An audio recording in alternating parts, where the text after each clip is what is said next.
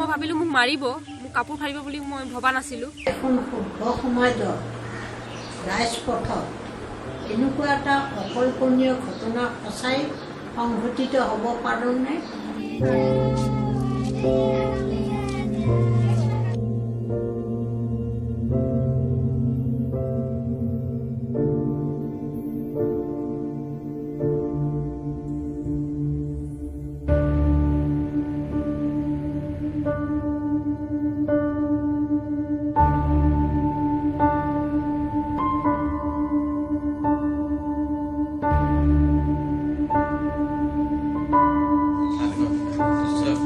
এবছৰ যাই গ'ল নেকি ন?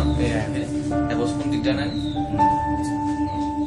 গোটেইখিনি তোমালোকে নিজে কৰোঁ। আৰু সমাজ সেৱা ৰাজনীতি নাথাকিলে সমাজ সেৱাটো কৰিব নোৱাৰে মানুহ।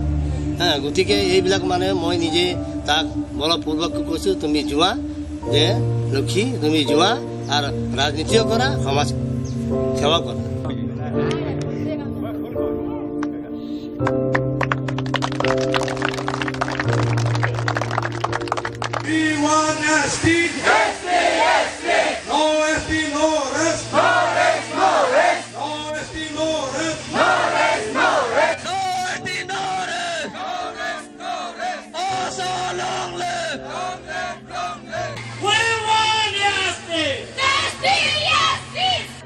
আজি দিল্লীত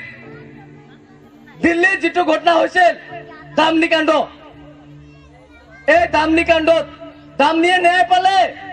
আজি লক্ষ্মী কিয় পোৱা নাই? কি ভাৰতৰ বাহিৰত আছে? হাইকোৰ্টৰ বাহিৰত আছে? আমি সংবিধানৰ বাহিৰত আছো?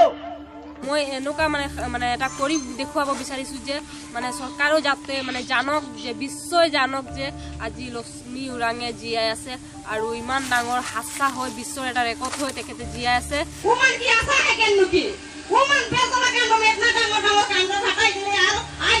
আদিবাসী মানুষকে নিকলা के अनेक लगी तो उमन आज रोड बोलक देते हैं।